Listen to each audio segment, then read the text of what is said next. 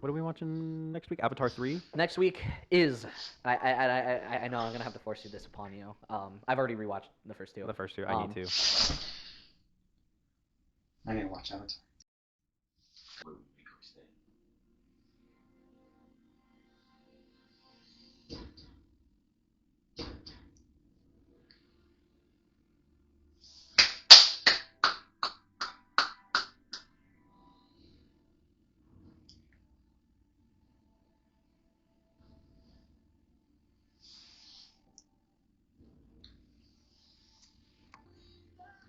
Avatar Fire and Ash is out.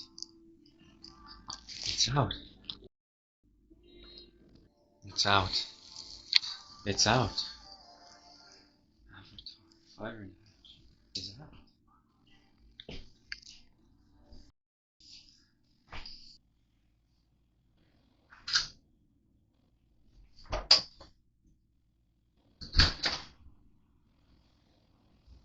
How did you open that? I watched them. I watched them all. All? Every single second. Like all three of them? Fire and Ash is out now. Right, I texted you that. Told me. Uh-huh. I'm going to tomorrow. go watch it. I got Shit, in an merchandise. Did you go to the theater and then just come here? With It's that? hard to breathe in the bag, Tyler. I What can't is even that? see you anymore. Anubis, Anubis, back away, back away! So you I watched them. you did? I did. Yeah. Welcome to the club. It's a seed of life. Toruk Magto! Anyways, I guess that's a better time than any. Welcome back to Blockbuster Banter Avatar Edition.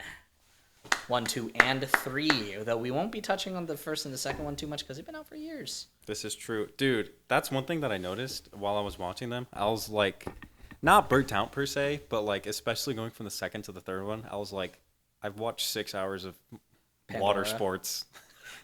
You know, yeah. Yeah. Before we continue, I left my water over there that I didn't even fill up. Looks like I have to be funny. So a Mexican guy walks into a bar. That's the whole joke. So a Mexican guy walks into a bar. Exactly. I was actually thinking, Mexicans. I have acquired something beautiful, Yes. something perfect. Whoa, that's so cool. I know. Thank you. But so burnt out because of 6 hours of water sports.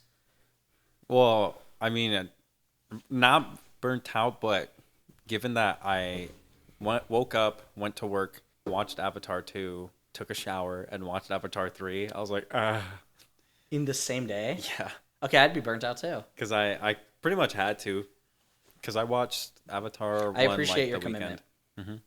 Yeah, I had to. I fuck with your commitment.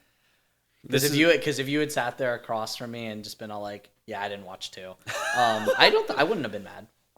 It's 9 hours.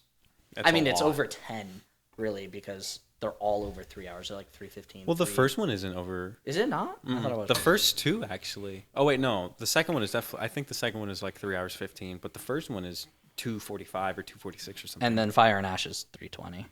Long so- movie. It's a Long movie. Or 3:17, 3:12, 2:42. You're right. Well, yeah, that's still almost 9.5 hours of movie that I spread out across weeks that you did in a. Yeah. And it like, I think within 4 days. See, that's even crazier. I'm a huge fan of the franchise, but even I can agree that that's a lot. Mm-hmm. So Well, I mean, they were... it was different from when we went to Tron. Those 2.5 hours. And I that I mean, had and to catch also up on. it's Tron. I wasn't gonna catch up. I'd seen them like many moons ago. I think when the 2009 one came out, I was like, yeah, I'll watch the first one because it'll be cool to get the context of the story. The only other movie I would ever probably do it for are like the other big ones, like Star Wars.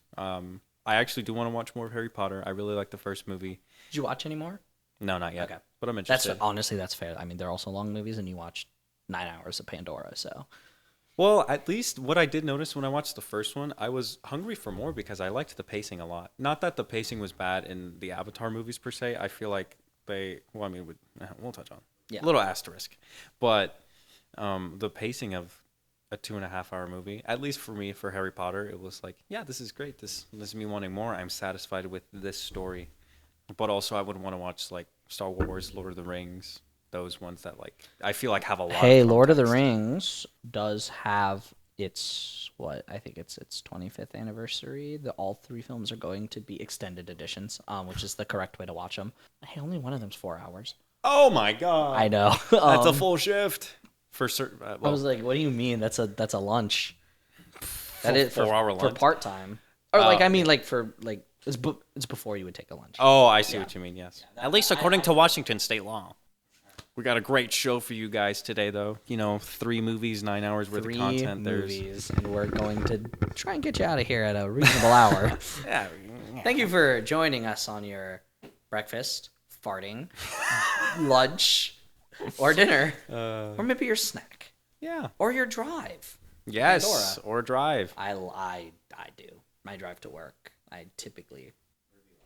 When I visit hometown, Colegio town, I'm usually putting on a podcast. Shout out to the Smosh podcast, substantially larger than us, but just to help out the little Smaller. guys. Yeah, Yeah, there the you small creator Yeah. that's been around for 20 years.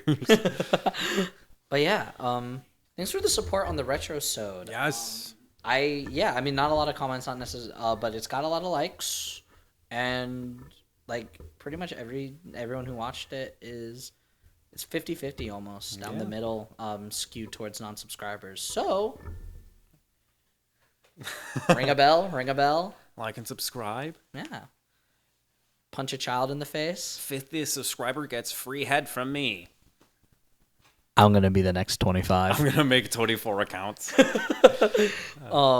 Yeah, since we already know it's gonna be a long one, let's just get right into the tier lists.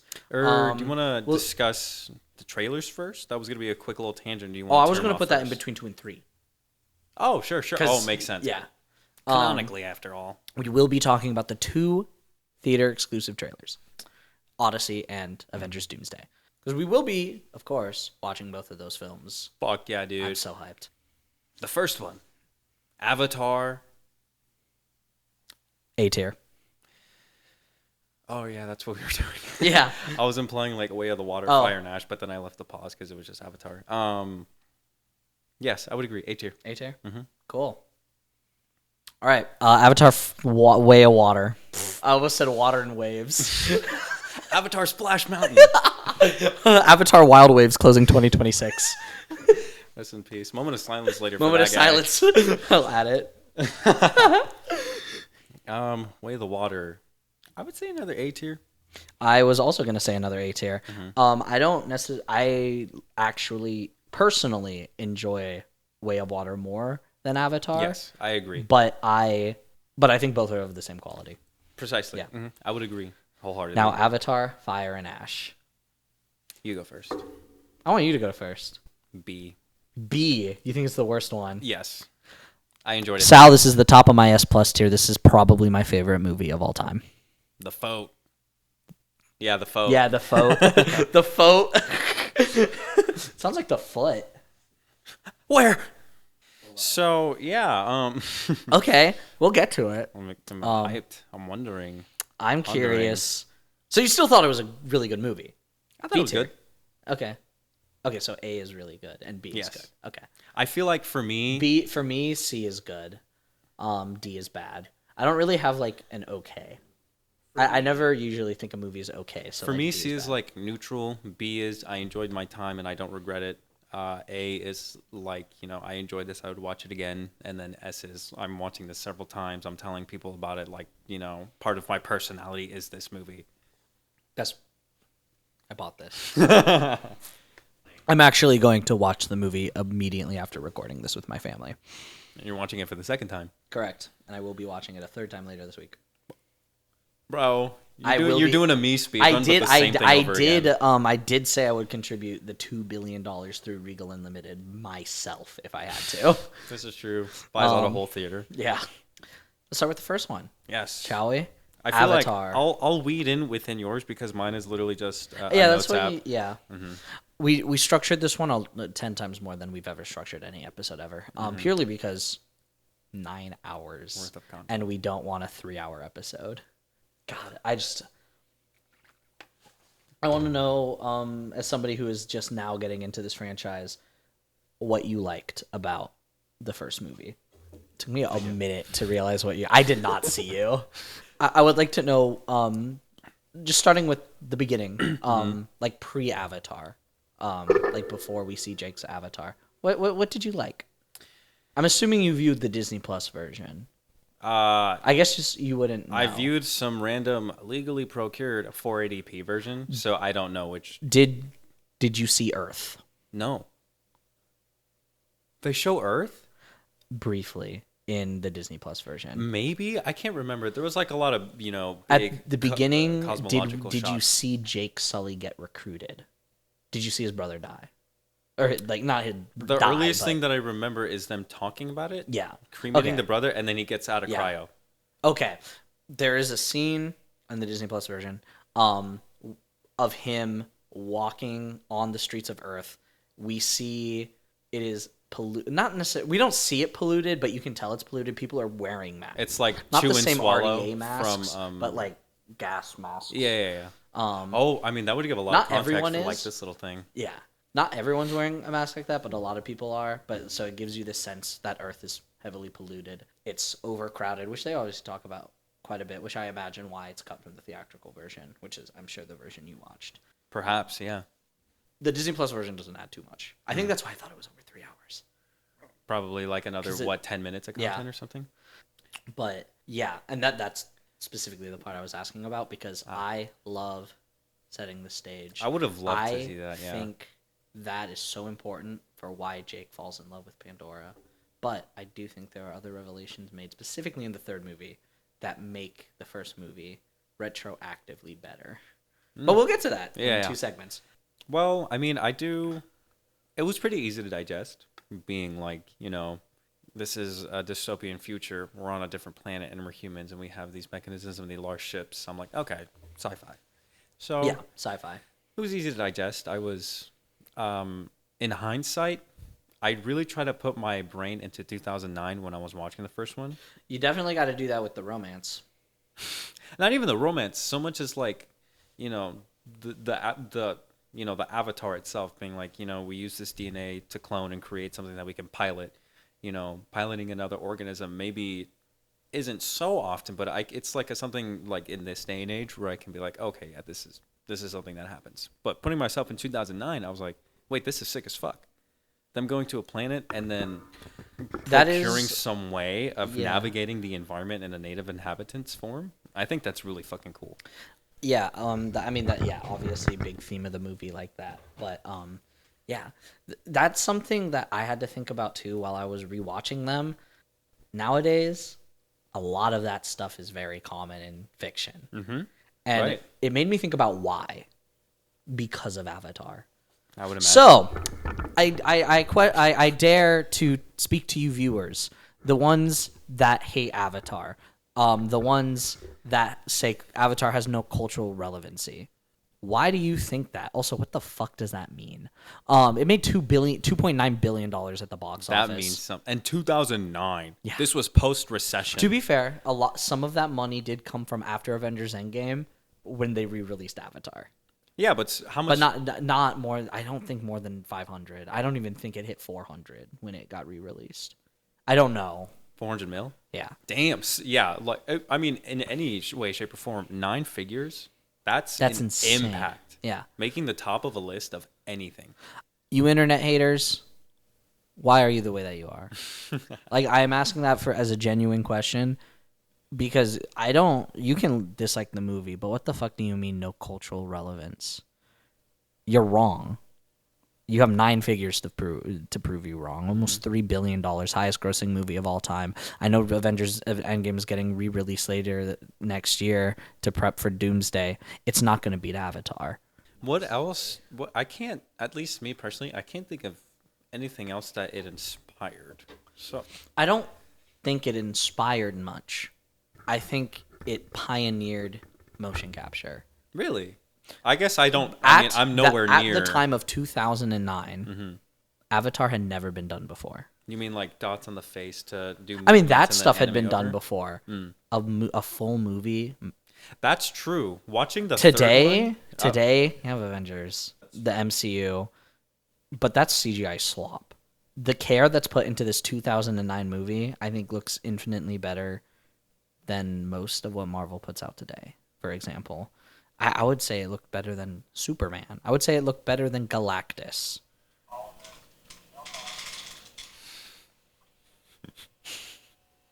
I see you. Roomba. But it's the way that it pioneered the industry that makes Avatar so important. That inspired other filmmakers to create fully CGI movies, to create these worlds, to create these environments. Right. To build from the ground up. When I think about it, it's kind of like an in-between of like purely practical effects in a film, like a Christopher Nolan film, and between like an animated movie where it's, I don't know, fucking Elio and Kanto, all this stuff. It's like a nice medium. And it is. Because I don't know, they have the rigs. Banshees, they're rigged up. All of the animals, they have rigs for those animals to fully capture all of those animals. I mean, they had biologists, they had linguists, and 1,000 neurologists words. and psychologists. Yeah, exactly. The science checks out. Yeah. To create a world so in depth like this had never been done before in 2009, and I would argue has still never been done. And not to this level. When I put it that way, it does make me realize that I've never seen anything like it. Exactly. It's really like its own unique individual thing. But yeah, I haven't seen anything like that. No, we truly have not. It's really cool. If you think that there's something like Avatar, please let us know. I am genuinely curious. This is something I will read in the Marty Supreme Christmas Day episode.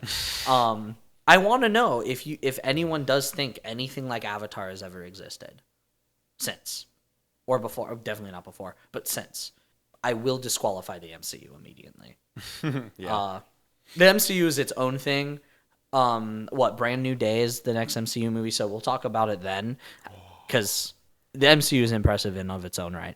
As impressed as I am with Avatar, though, like its world building, it's unmatched. I think Pandora, whether you like Avatar or not, you cannot deny Pandora has one of the richest worlds ever. Yeah. James Cameron created something that I truly do not think can be recreated. Right. A living planet in the way that it was expressed with one giant ecosystem that is able to communicate, albeit, maybe not as easily connected between certain species and other ones. Like really cool. And it's I feel amazing. And I feel like it develops with each movie too, as we will come to discuss. Exactly. Back to the plot. Another thing, this is a deleted scene. Now that Jake is on Pandora and we get to see it and how beautiful it is, he wakes from cryo, he looks out. What a beautiful shot. What a beautiful shot. Yeah. Like a god. But when he's on Pandora, he is a military man with science geeks. Yes. And unfortunately, they didn't keep this part in. This is a weak point of the movie for me, that if they had kept the deleted scene I'm about to talk about in, would completely be gone completely. Jake's friendship with Quaritch doesn't feel real. Who's Quaritch? The main bad guy. Oh, I see. Yeah, You mean in the context of the movie with how it was released? correct. Okay. I don't think Quaritch and Jake's friendship makes sense. Yeah, I get it. I would feel betrayed too, but there is a deleted scene of Jake eating alone at a table. He's at the head of the table. All of the science nerds, they're talking to each other. No one is talking to him, and he feels so alone. It's sad. Like he was just replacing his brother. His brother, who is the smart one, he's not smart. Yeah. He doesn't understand the science. This means as much to himself as him. an outcast. Exactly. Wow. That would have helped. Now imagine this man who speaks your language, a military man, head of security, Miles Quaritch, nice to you, kind to you, the only person here who's going to talk to you. Of course you're going to do everything he says. This feels very integral. Yeah, and that is why I'm annoyed that this deleted scene is deleted. It's so tiny.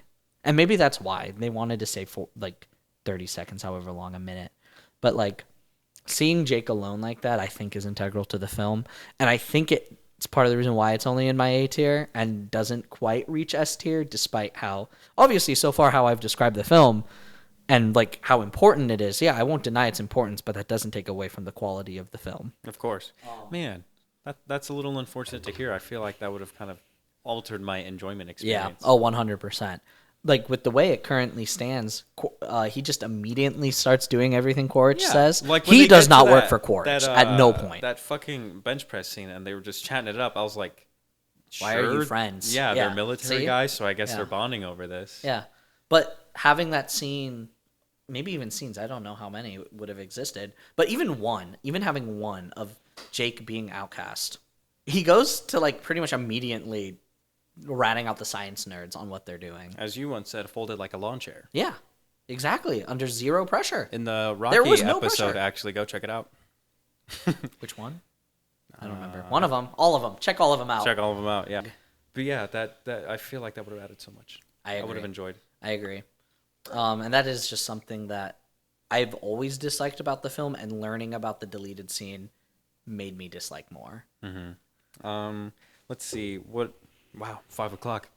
What I would say that the only things that like I had really for this is that while I understand how excited Jake was to have legs again, the fact that he didn't comply just really pissed me off when I was watching the movie, where he like immediately got up and they were like, "Whoa, Jake, we need to take vitals." Like, you're gonna be able to run, dude. Just I let them take your I vitals. rewatched these movies with my family, starting on Thanksgiving, and then we rewatched Way of Water last week.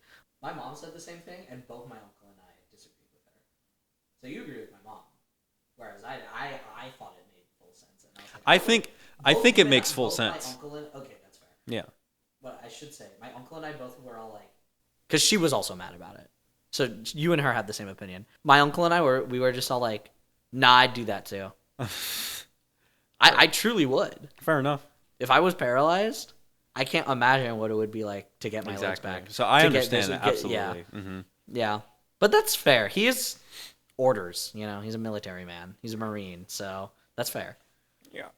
Jake, you can play pickleball after we just make sure that I love that your scene tail personally. works. Yeah. Yeah.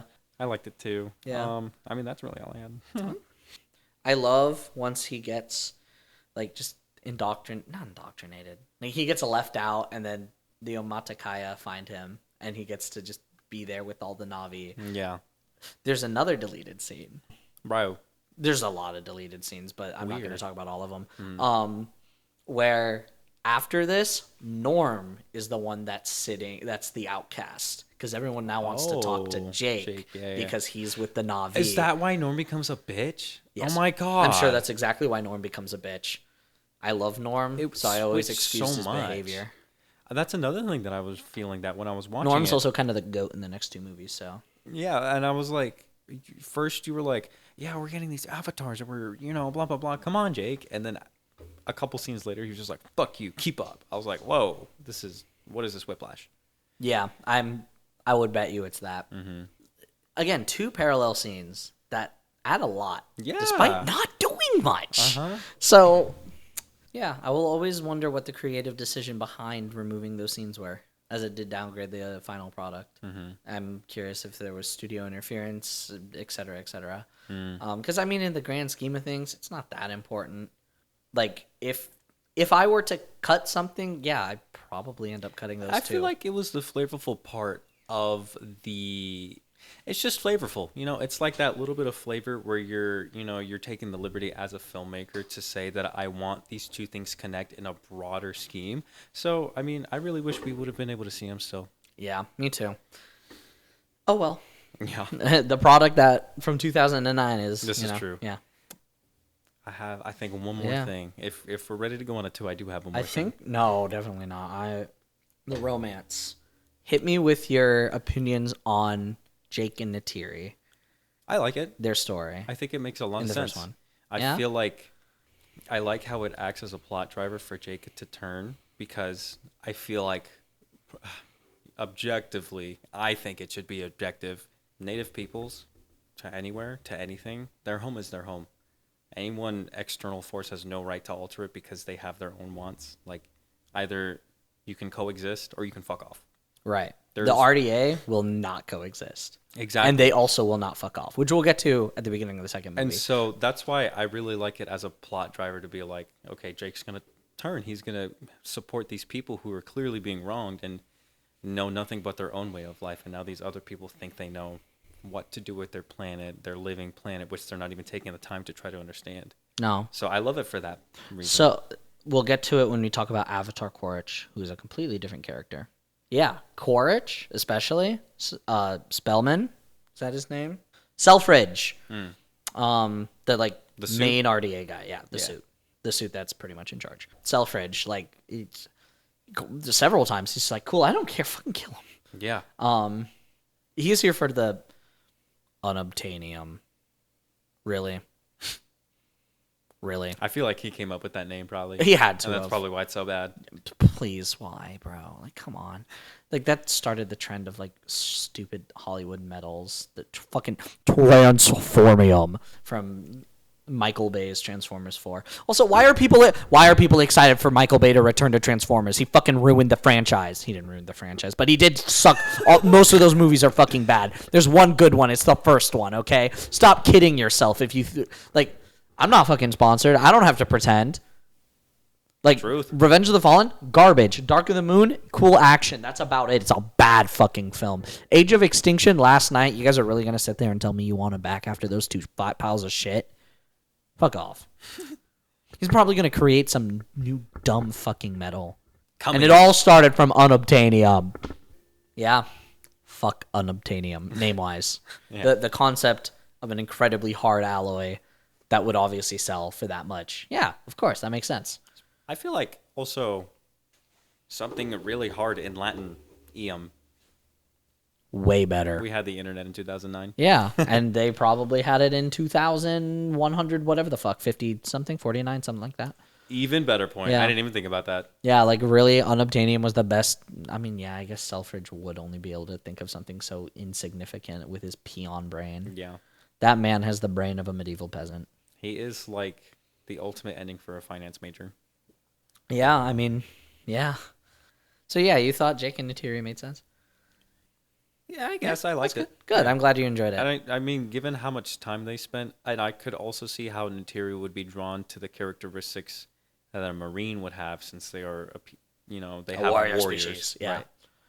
I mean, there is something that Jake has that none of them have. I mean, after all, he is Toruk Makto. A penis. I think they have penile. I thought they just had these. Cloacas? Is that not their genitalia? The Cloacas? It's not a cloaca. Is it a? It's What? not a What is? cloaca. This is a fist. Oh no, their little hair thing. No, they do have genitalia. Oh. When they connect, Jake and Neytiri fucked that night. They didn't Yes. just connect. Oh, they. They fucked. Yeah, they I see. fucked. So yeah, I thought you were just doing fist. I was just all like, that's a fist. That's not cloaca. genitalia. That's a good point. But yeah, no, they're Kuru joining the Kuru. Yes, that is sacred. That is to mate before Awa. But like, they still fuck. Oh, I see. They do still cooch. There was a point during the third movie where I said loincloth up, loincloth up. I wanted to see what Jake's penis looked like. Fair enough. Also during the third one, there was a scene where someone's leg was over Quaritch's penis, and I really wanted to see Quaritch's penis. Anyways. Later. Did you like the romance? Yeah, I would say I did, overall. A lot of people find it problematic, and that's what I pose to you, viewers. For those who find Jake and Neytiri's romance problematic, why? Because I haven't read up on that, really. I've just seen a lot of discourse over it, and I'm curious. I want other points of view. I wonder if it's embedded in racism. Oh, I'm sure. I mean, he's human. She's... Because I immediately just thought about mestizos. Yeah. It's interesting to me because Neytiri is racist. Like, Zoe Saldana says it in a clip for the recent movie, too. But I've thought it for a very long time. She hates humans just for existing. So I also, was surprised. But I think that's what made it so endearing that she ends up falling for someone she knows is a sky person in a demon body. It's cute. A dreamwalker. Yeah. A dreamwalker. Yeah. And my last point for the plot. What a fucking climax. I feel like okay, maybe not out of all of them. No, yeah, I would say out of all of them, the first one's plot was the easiest for me to digest. Oh, the plot. Oh, thank God. I thought you were about to say the first one had the best climax, and I was about to say that's insane. I think it had the most digestible plot, which, yeah, because we'll get into for the third one, but I was very overwhelmed. Really? Huh. Okay. And I saw with my roommate, and he agreed too. He was like, yeah, at some points I was, I don't know, it felt, we'll get into it. Yeah, we'll get into it later. We're still on the first one. The climax, which is like when he, is Toruk Makto, and he's garnering everyone. I thought that shit was fucking sick. Toruk is so cool. The fact that he tamed the beast that nobody had tamed before, I was like, that's sick. Some people say there are no quotable lines from Avatar. Bitch, look up. The line where he's just all like, he's the baddest bird in the sky. So why would he ever look up? Boom, I just quoted the movie. Suck my balls. Haven't seen it in weeks. I wouldn't have remembered that.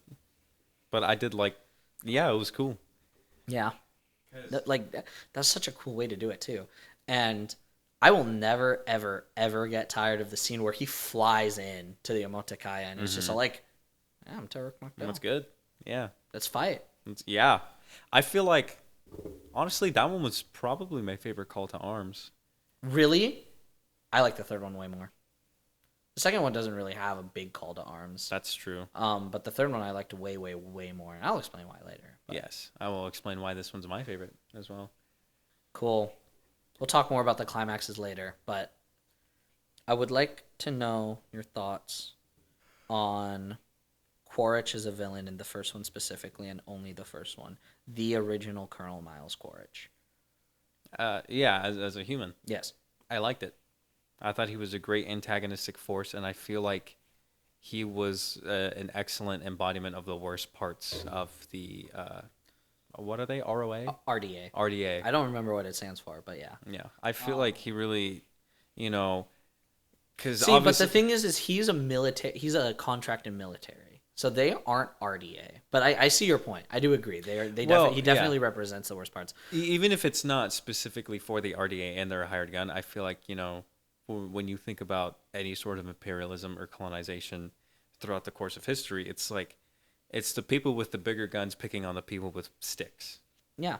And so I feel like he worked effectively well. I hated the fuck out of him. So Stephen Lang is such a great actor. Yeah. I'll get into it more later. Quaritch deserves to be in the top 10 villains of all time. Up there with Eisen. Oh, I mean fictional villains, not my favorite.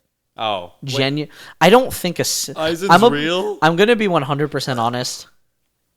I don't believe an anime villain. I don't think any anime villain is actually in the top 10 fictional villains of all time. It's like its own realm. I think they're worse than the top 10. Like I'm saying in all of fiction, I would say at most I think an anime villain makes it to top 20, but I don't think any of them scratch top 10. Fair enough.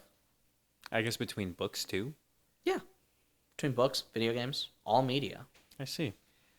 So what's your favorite thing about Quaritch, please? Most of it's gonna come from later.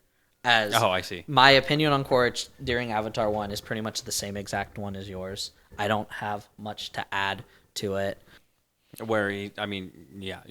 feel like it was really he did a great job being hateable.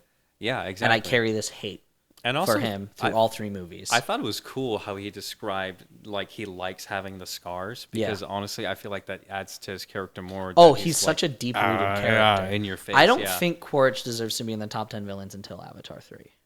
I would like to say that part at least. But Avatar 1 is a basis for Quaritch's character. Yeah. Because at the end of the day, he's just following orders, but he's not like Trudy, who is actively fighting against these orders when she knows they are wrong. He is acknowledging that they are wrong and still doing it anyways. This is true. Because he gets money for it. Yeah. And that's what heinous. Yeah, it's awful. That's why I love to hate him so much. Yeah, exactly. What about Grace and Norm, the science geeks? Because Grace's death made me really sad, especially upon rewatch. And I think Norm's the GOAT, at least later on in the movie when he stops being an asshole. I feel like, Norm was alright for me. Okay, fair enough. I liked Grace a lot because I liked, Sigourney Weaver? well, yeah, but I liked, I definitely had the lens of, okay, this is obviously anecdotal to imperialism, so I liked the idea of someone who takes the time to want to learn a culture and to coexist, because I think coexistence is so fucking important if you want to just have longevity for the future of anything ever at all. Like even at work, there's someone who speaks only Ukrainian, and I love trying to learn to communicate with them so they don't feel alone, so they don't feel alienated. And so I really like that her character embodied all that, because Me too. you can see how effective it is for the Na'vi people, where they're like, you as an outsider can come into our domicile. You as an outsider can come to the sacred tree. Well, I mean, eventually, of course. Oh, but yeah. It's like through the means of finding those mutual connections, because, the Na'vi are far more reasonable people. Oh, yeah. Yeah. The thing is, what I see a lot of people say is, why does humanity suck in these movies? I don't think it's humanity that sucks. I think it's the RDA that sucks. Yeah, absolutely. Trudy's human. Jake is human. Yeah. They don't suck. Norm is human. Grace is human. They don't suck. It's the RDA that sucks. And the RDA that refuses to learn and to coexist with these people because they can take all of it and they can't do anything about it. They know they can take it all too. Yeah, until Taruk Makto. Exactly. Without someone like Jake Sully, I don't believe the Na'vi would ever properly fight back. Or really the planet as a whole. Yeah. I do think the RDA would have gotten everything they wanted. And more. They would have destroyed the planet. We'll talk about it in 3, but I forgot what the actual name of the city is. I think it's Hell's Gate. I don't think that's true. I think that's Gate the name. City or something. I thought there was Gate City somewhere. I know it's nicknamed the City of 1,000 Cranes because it's perpetually under construction. Most Vancouver. aura-filled name of all time. Crane City. No, the City of 1,000 Cranes. Oh, I think that has so much aura. fair enough. But yeah, that's kind of all I have to say about the first one. Yeah, I think so. So during the second movie, now this one is the more divisive one. For you, do you mean among people? Among people. Huh. It obviously didn't perform as well as the box office. $500 million less. Oh no. Yeah. I still broke out, Billy. 2.3. My God. Yeah. That's insane. Yeah. No, both these movies are insane. And also, 13 years apart? Nuts. Yeah. I heard that he created new CGI or something. Correct.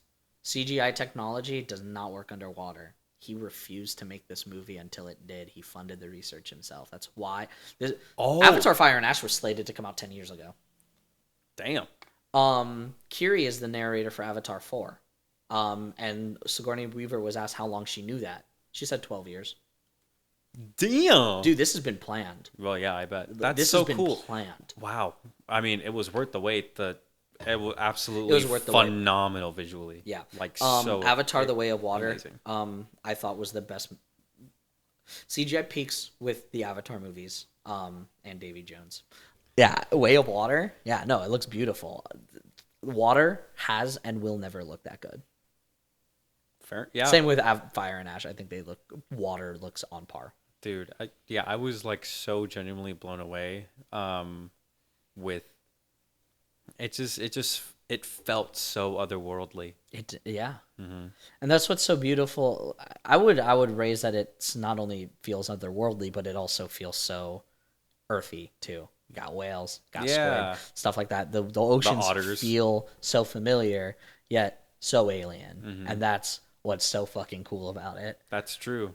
And I loved seeing the Met Kaina and how they formed their own culture around. Yeah, that's actually one of my points. I like how, and also how they like phenotype wise, like evolved Yeah. into other things. Their tails are different. They have like these fins on their hands. Yeah, it's awesome. I think their eyes are farther apart too, which I guess like I think a little bit, yeah. fish type eyes or whatever. I don't know if that was intentional, but there were the obvious Oh, it definitely differences. was. All of the avatars have smaller eyes because they're human eyes, versus Right. The Avatar Na'vi have eyes, big which are eyes. gigantic because they're Yes. nocturnal hunters.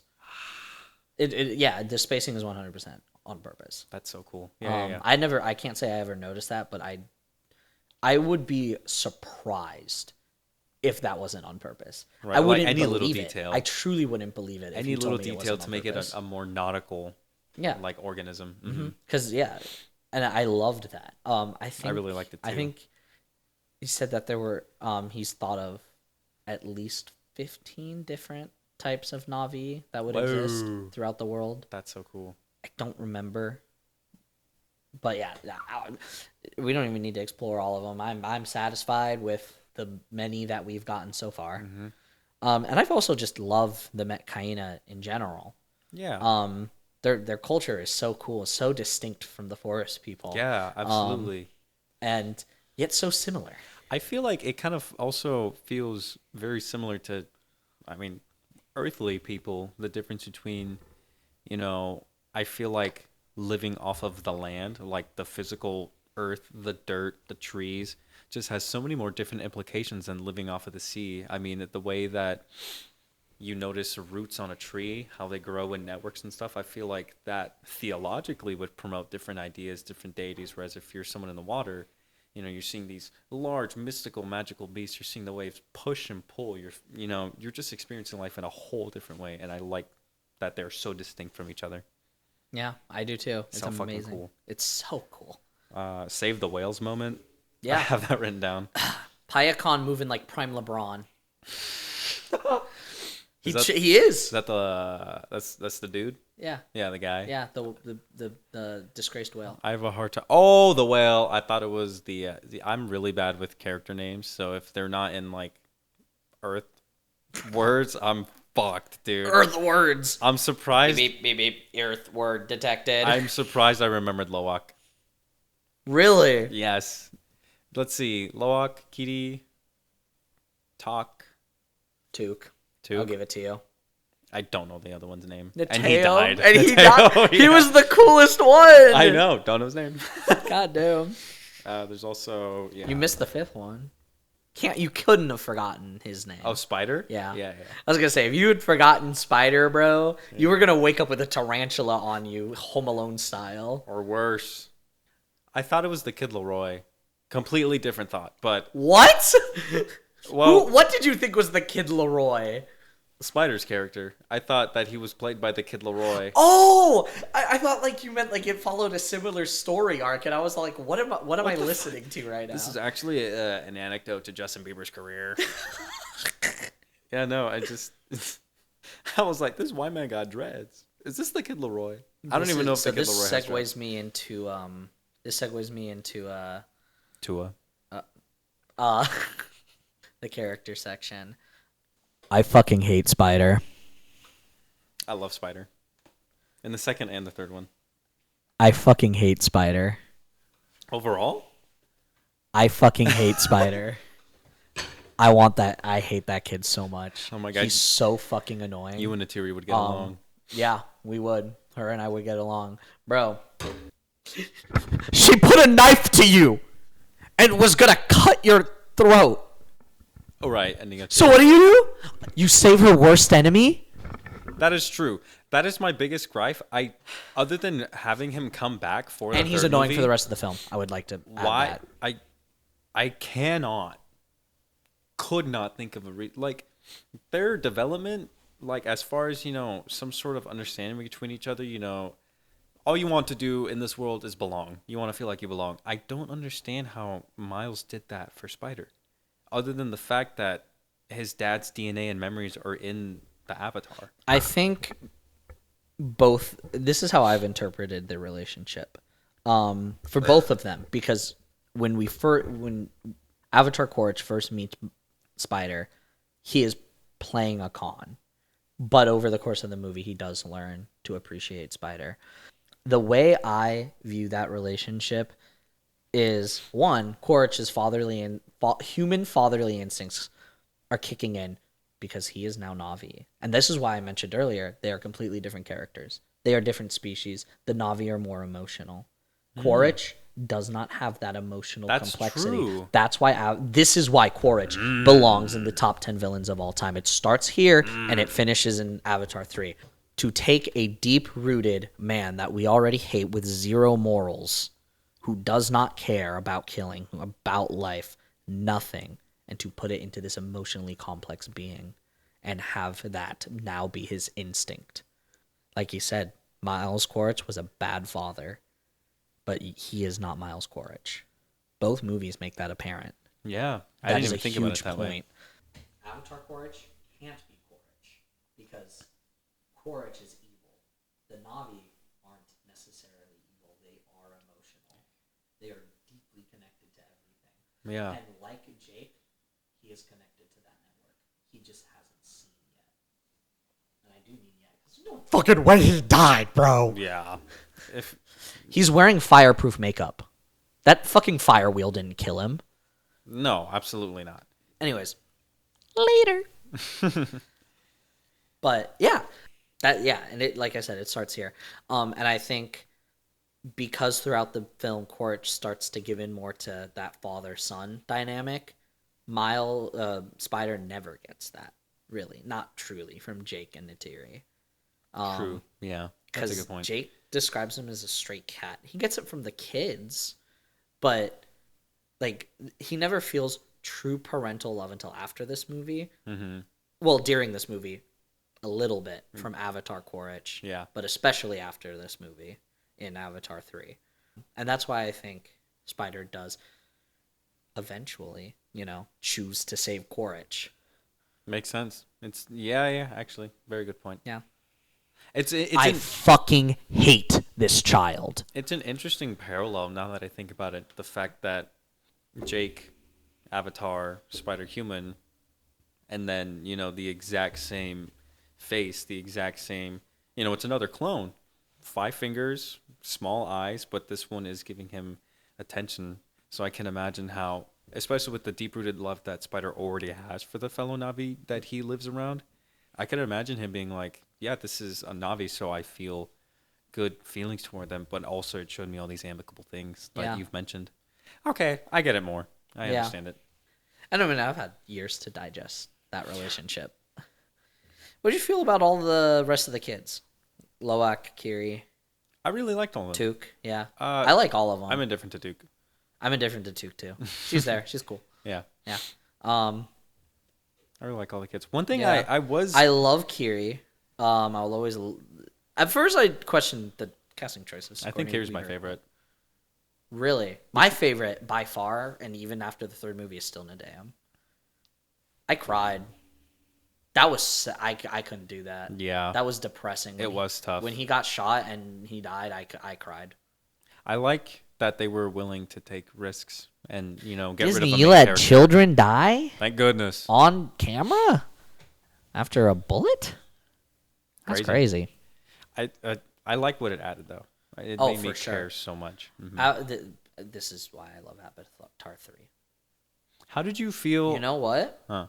We've covered everything I care about in number 2. I have one question for you for number 2. How did you feel? I felt like the gag went on so exhaustingly long of Jake just giving so much shit to Loak. Like, after a while, it started to... I don't know. I had a hard time being, like, accepting of the trajectory of the relationship because I felt like it had so many lows. So this is something I talked about with a coworker, actually. Avatar: The Way of Water was 3 hours because the previous movie was almost 3 hours. Not because it needed to be 3 hours. That's one of my complaints, actually. I didn't think about it, but I See You comes way too late. Yes, exactly. But I agree. Because the movie has points that don't need to exist. It's the opposite problem that the first movie has, where certain things need to exist, like Jake sitting alone. Hey, if you can toot, I can toot. Fart cam. But yeah, this. But it took and the so Loak long. thing, it took too long because it's a 3-hour movie, and while it is satisfying for Jake to finally say "I see you," there is a point of exhaustion because there's way too much of Jake berating Loak. Yeah. And only praising Neytiri. Especially because, sure, it's that trope of this is a troublemaker. They're not following the rules. It's a middle child. We have the eldest son. The eldest son's going to be the warrior, probably going to take on the mantle. Sure, whatever you want to add to it. It did just feel so exhausting. It just felt so exhausting. I remember, like, one of my more prevalent thoughts during the, like, latter half of the movie was being like, dude, fuck off. Yeah, I agree. There are times during the second movie where I'm like, Jake, stop, please. Mm-hmm. Actually, I wouldn't say it was really. I remember one of the moments I actually rolled my eyes. Mm-hmm. I don't remember where. There's so fucking many. Trying to pick one is like trying to pick candy out in the candy store. Dog, it's everywhere. Yeah. POV, me at fucking Costco. Man, I really want Captain Crunch berries. Oops, all berries. What? That's what it would be like. Yeah. To try and discern what moment I rolled my eyes at because they're all the same. And this will actually be perfect for 2 into 3 segment. Yep, I have one for Jake and Loak. This may be a hot take. Between the second half of the second movie and a decent chunk of my watching experience within the third movie, Jake really bothered me. Jake annoyed me. I felt like, as an audience member, I wouldn't trust him. I wouldn't go to him. I wouldn't seek him. I wouldn't be like, Turuk Makto. I'd be like, I didn't like him. It was As a father, or in many cases. Primarily as a father, I would say. I'm interested as to why other cases, because I think just a father, actually. okay, I was gonna say think because as Turuk Makto, I don't understand why anyone wouldn't. Okay, well, I guess I don't mean like that. I mean if I were as an emotional being as the Navi are, I just I felt like his redemption at the end where he reclaims the mantle and the call to arms. I liked the call to arms, but it kind of felt like there was just a lot of flip-flopping between who wanted what for themselves, and also like the amount of times that Neytiri was just so devastated, and Jake wasn't like, I feel you, I'm so sorry. Like, it didn't feel like he was husbanding. Because he's a military man. Oh, this is the point. This is the point that I was. Yes. Mm-hmm. Loak being the narrator of this movie is a peak decision. You cannot change my mind. I loved it. I kind of wish they don't switch in Avatar 4, even though they said Kiri will be. Anyways, whatever. Later. Yeah, since we're here, why not? Let's keep going. Mm-hmm. But Jake, as a griever, he can't express his emotions. I think he is physically unable to express his emotions. That's why he doesn't until the end of the movie. That's why he waits until his wife breaks to finally say something. Mm-hmm. Because all he knows is war. All he knows is my son is dead. I can't think about this. Because you got to move on with the mission. When your fire team squad mate dies, you cannot mourn him. You got to keep going. Yep. Jake's wingman died in the middle of a war, and it may have been his son, but even in the second movie, they set it up at the end of the second movie. He immediately goes for Quaritch. Hell, Quaritch preys upon the fact that Neytiri just died, and he's all like, I know you can hear me, Sully. That's actually a good point. I hadn't thought about the fact that Jake would have to juggle the fact that it's not his comrade, it's his offspring. There's something more. Mm-hmm. But I mean, even then, I can only imagine the emotional connection you have with someone on the battlefield, with someone who, familial ties. There's a quote from Mafia 2, the game Mafia 2, that I really like, where Joe says it's family's not who you're born with, it's who you die for. And so, now you say that, I think about that, where that was probably so convoluted for Jake. Yeah.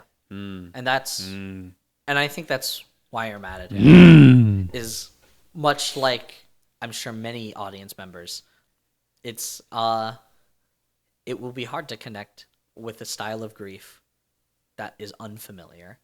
I mean, honestly, completely alien. Yeah. I couldn't imagine To what me, he that's was going through. Yeah, that's a style of. I am a military brat. My dad was in the military. It's not anything I'm not used to. Right. And I mean, I was thinking about that actively too. Neytiri's was more emotional or more alien to me. I like when she said, "All I have left is my faith." Yeah. I feel like, now that you mention it, the budding head. This changes my opinion of the movie like quite a lot. This is why I love it, by the way. The way they tackle grief Yeah. is what partially makes it my favorite. Because I don't want them to be on the same side after their child died. And Because their they're reactions in the previous movie were the complete opposite. Where Jake immediately went to, let's get it done mode. And Neytiri was trying to mourn. And Jake couldn't let her. Because fundamentally, yeah, one isn't. Man, even from a different planet. Yeah. But yeah, Jake's style of grieving, Loak's style of grieving, Neytiri's style of grieving, Kiri and Tuk's style of grieving, it's all different. Yeah. All of them grieve in a different way in this movie. This entire movie is revolving around Neteyam's death. Damn. And just grief in general. Yes, absolutely. Grief, belief, Eve.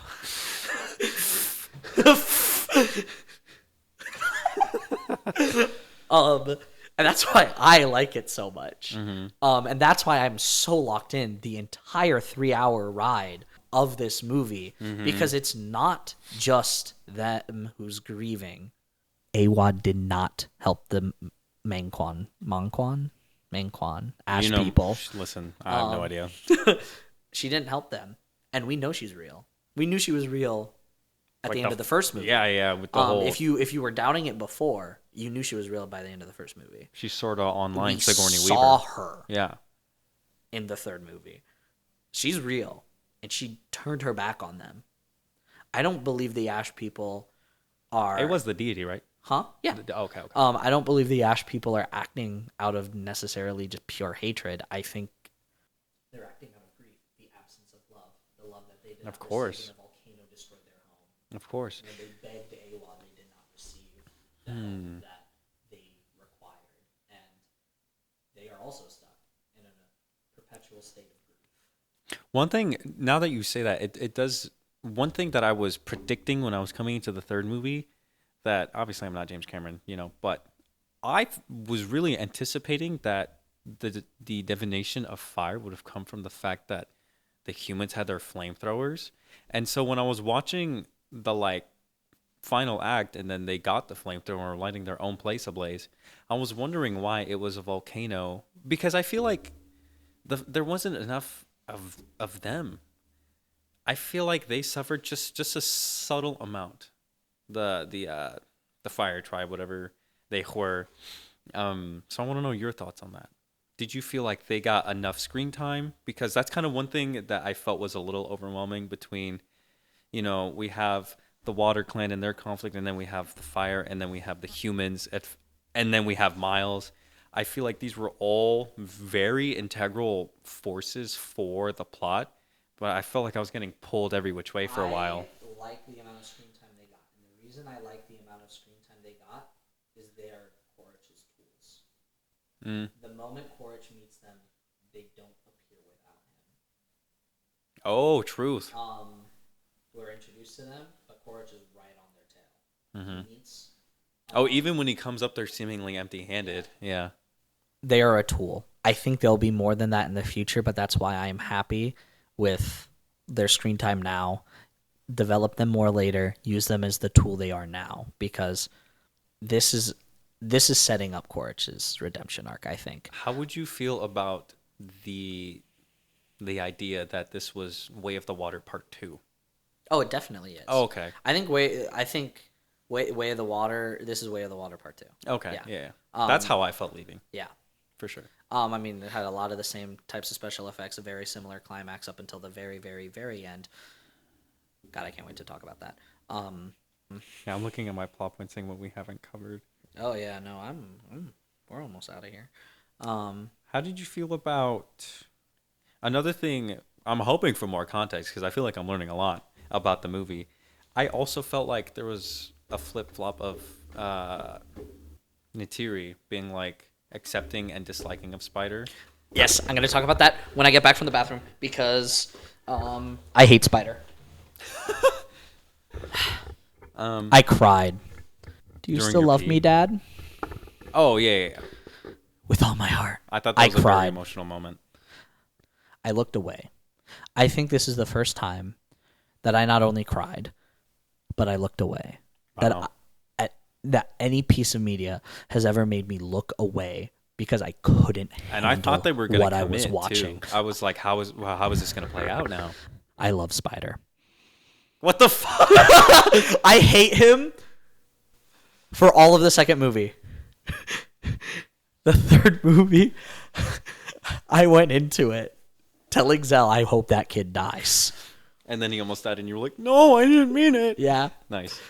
I have never seen such masterful writing, and this is why I believe Quaritch can have a redemption arc, because I hate Spider for how annoying he is in the second movie, for the awful decisions he makes In the second movie.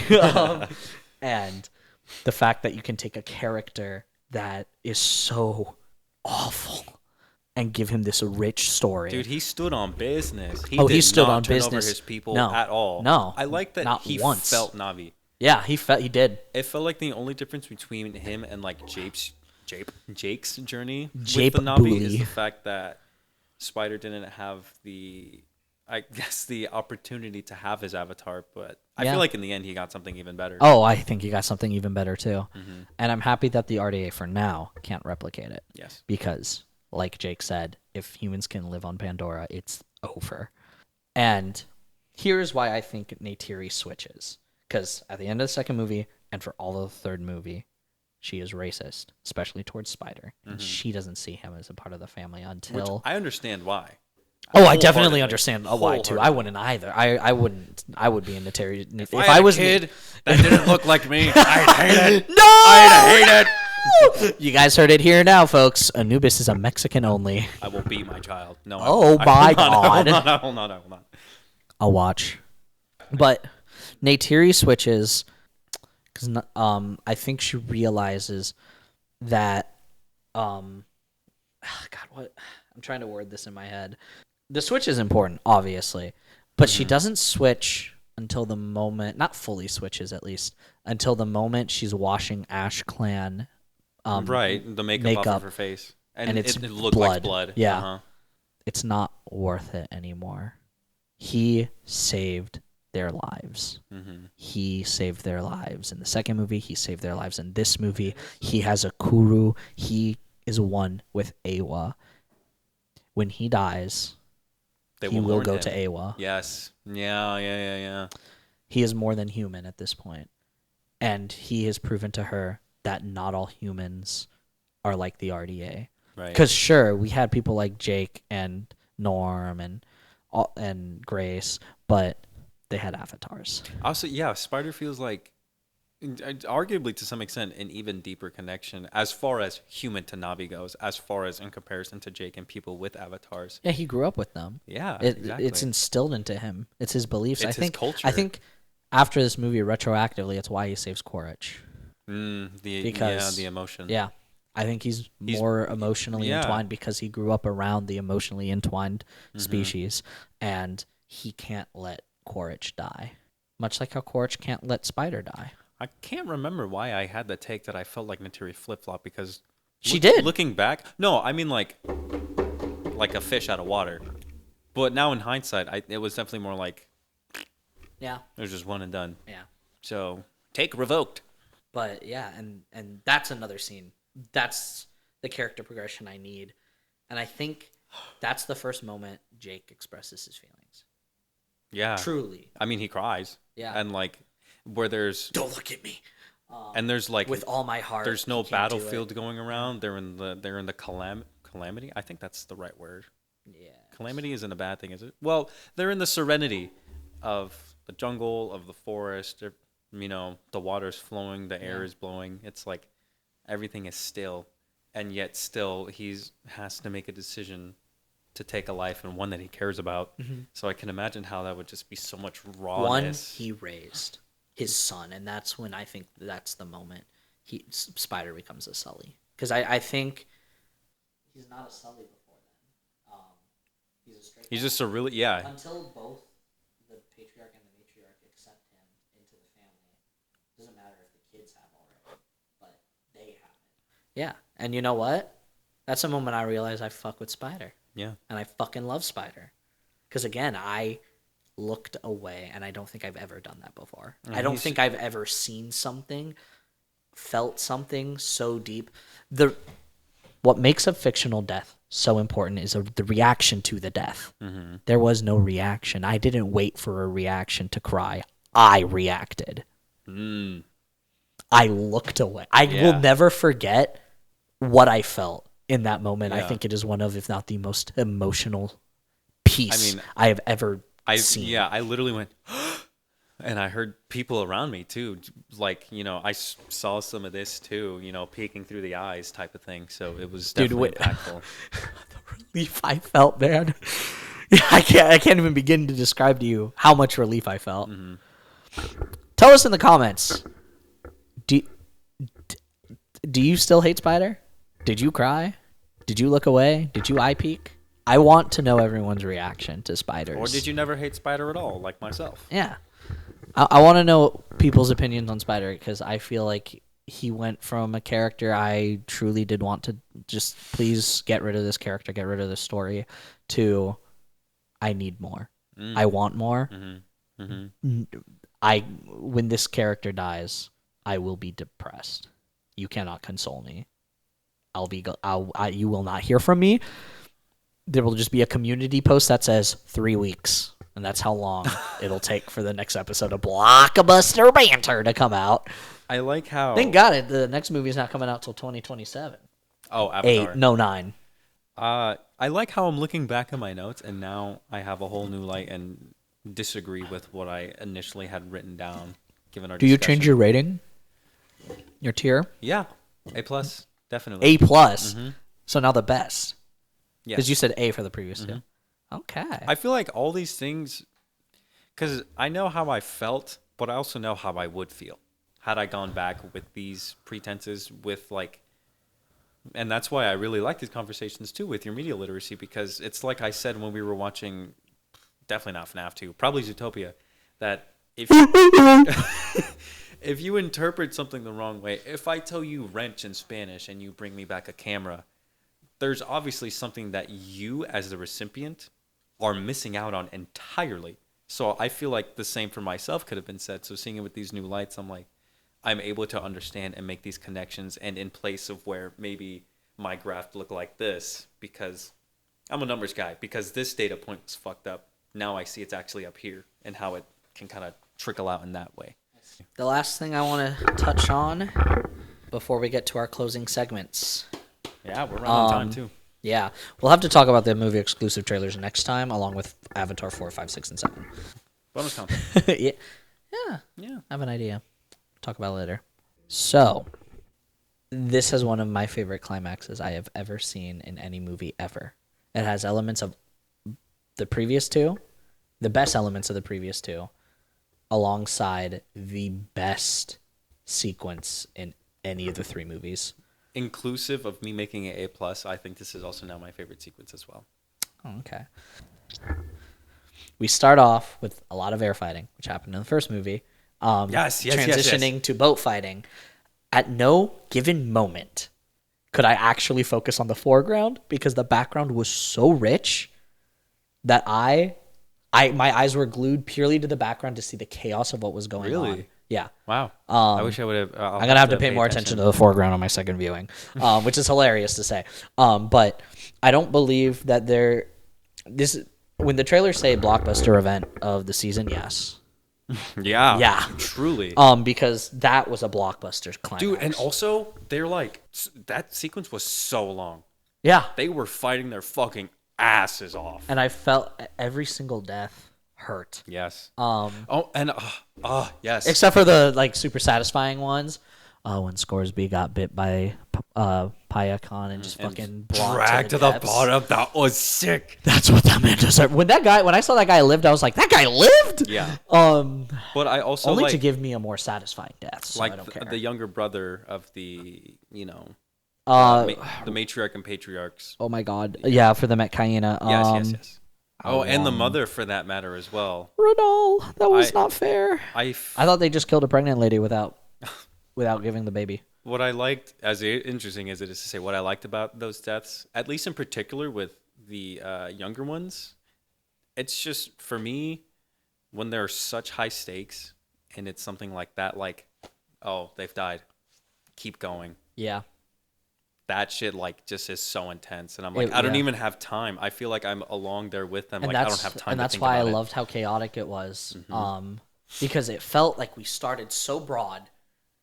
And slowly as we went on, it trickled and trickled and trickled and trickled and trickled until we finally got to the matchup we all fucking wanted again. Yeah. Because I'm sorry for the people who are like, 3 films in, why are we still dealing with Quaritch? Shut the fuck up. Well, and you know what? No, I am going to do a quick little rant. Why is that bad? Why is that a bad thing that Quaritch has been the villain for 3 movies now? Why is that the bad thing? It's not like it's something that's happening over the course of like 3 movies. It's not 9 hours. It's months, weeks. Yep. Days, nights, hours, however long period of time in between each sessions. Quaritch, if he's alive, there's no reason that he'd be like, there's another movie coming out. Okay, I'm going to sit out on this one. Yeah. Why would he? That's not how it works. I understand the complaints that he dies at the end of every film, or he gets defeated, but like that fuels the fire of this rivalry. Yes, I would agree. Why are we so against? Are our attention spans so fucking bad that we can't comprehend a villain that lasts more than 1 movie? Has the MCU ruined us that much by killing every villain at the end of the movie? Right. The good guys don't always just have to win. Yeah. The fact that they do in Avatar is nice, but the cool thing about Avatar and why media literacy is so important, it's not a decisive victory. Quaritch is still out there. I don't believe he fucking died. They not have for wins, a second. but they also have losses. Yeah. And both sides can have wins. Yeah, exactly. Why is it bad that Quaritch? Why is it bad that Quaritch keeps surviving? I love that Quaritch keeps surviving. Yeah, because this movie adds so much depth to his character. This movie, right? There's room for more. Yeah, there's room for so much more. He's tapping into his emotional side, and especially he found himself some local tale.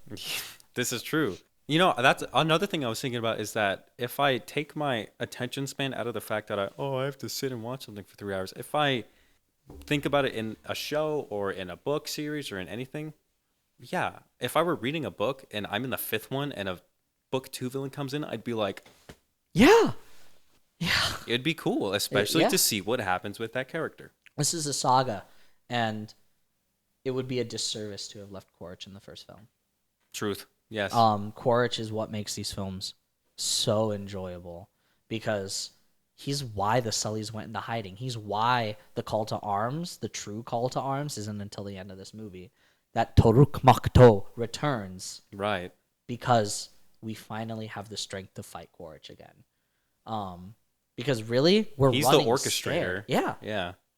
Yeah. You remove him from this plot, you kill him at the end of the second movie. Right. We lose so much. Yeah, because we lose way too much. You can show the Fire Clan how to use the guns, but without, someone to be able to help them militaristically. That's why Quaritch and the Ash people, they're tools. But he grows fond of them. He connects emotionally. Yeah.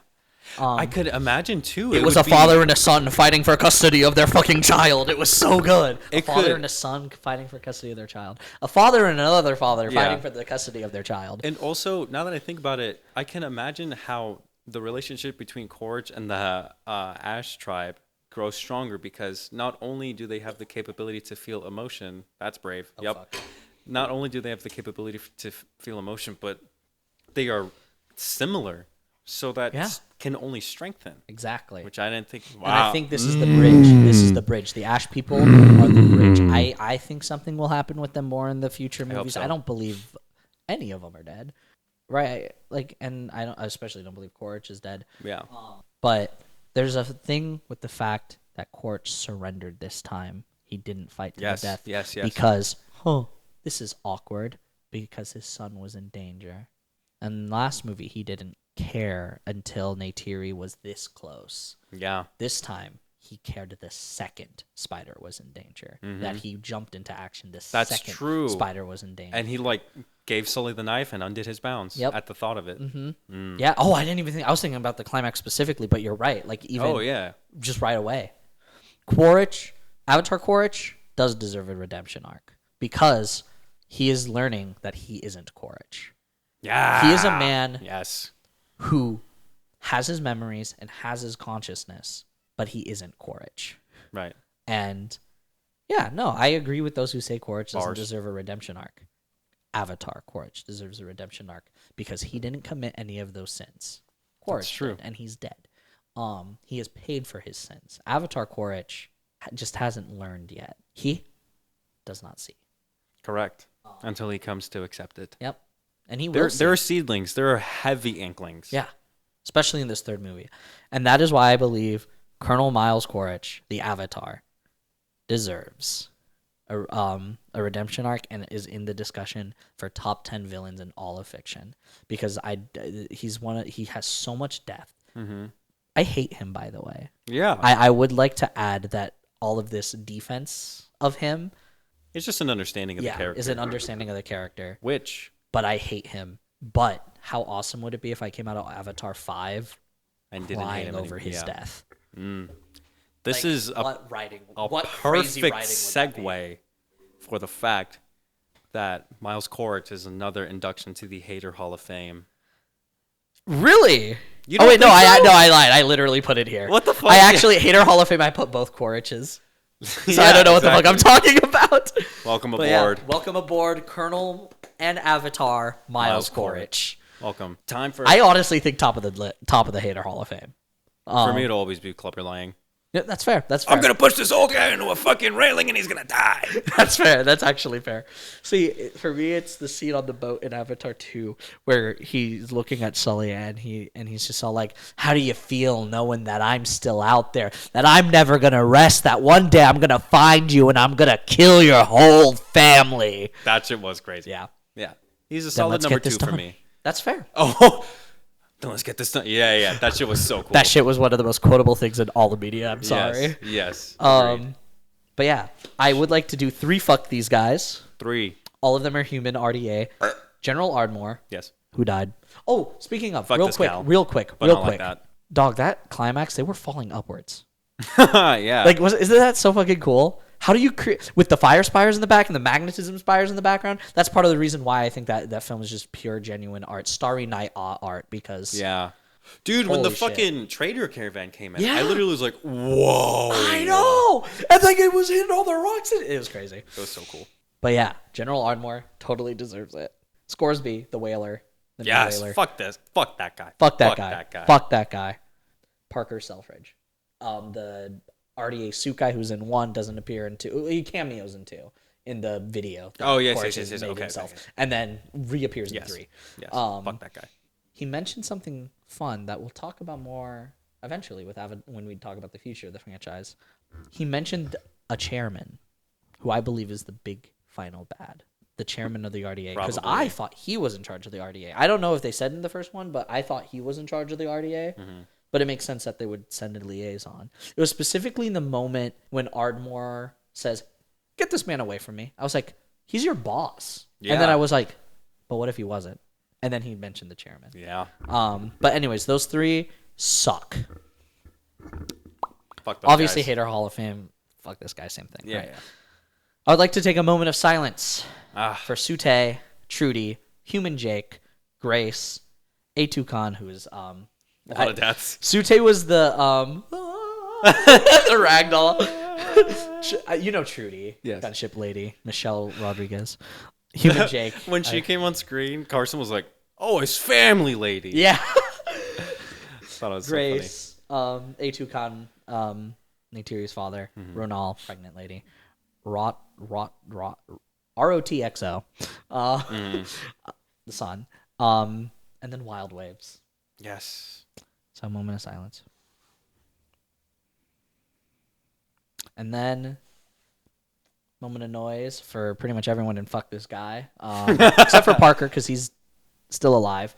Yeah, I think just Ardmore and Scoresby. Moment of noise. Fuck you. And we are going to go through this one quickly.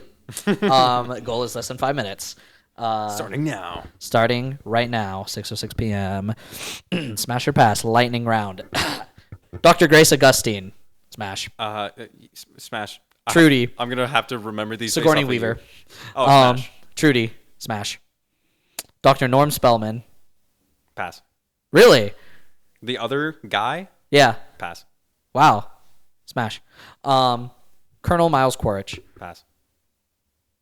Exceptions. 4 shots. Parker Selfridge. Pass.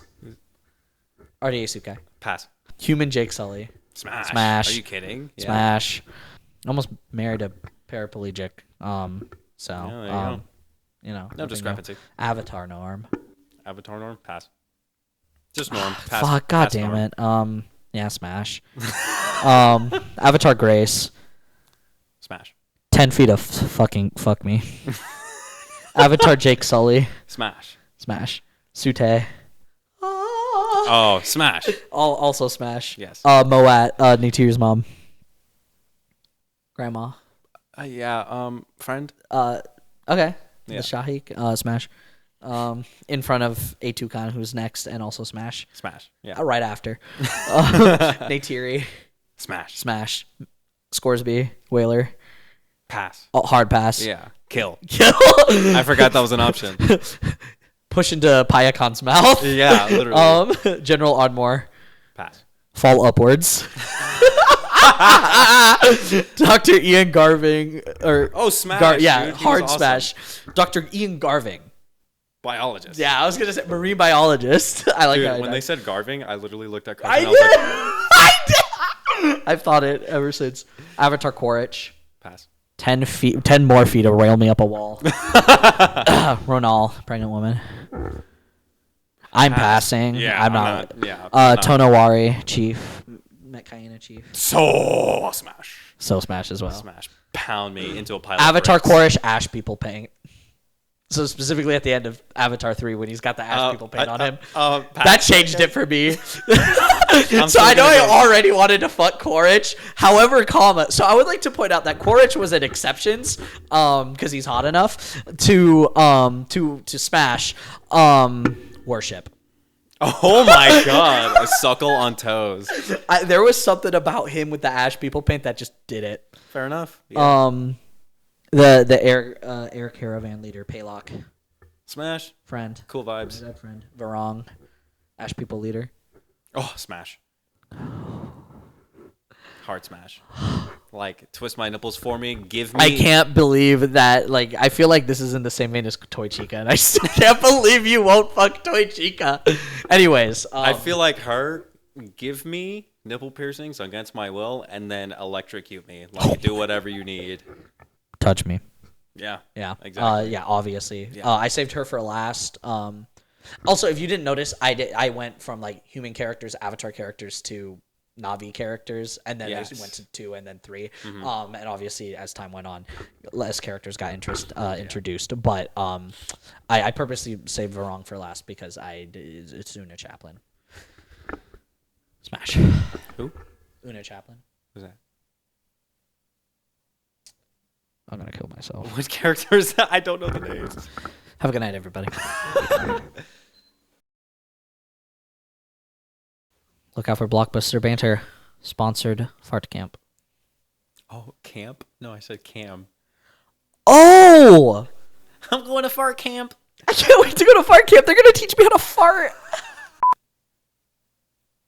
I know what I'll do. Oh man, I was gonna audiobook Moby Dick.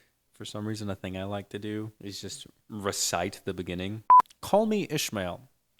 Some years ago, never mind how long precisely, having little or no money in my purse, nothing particular to interest me on the shore,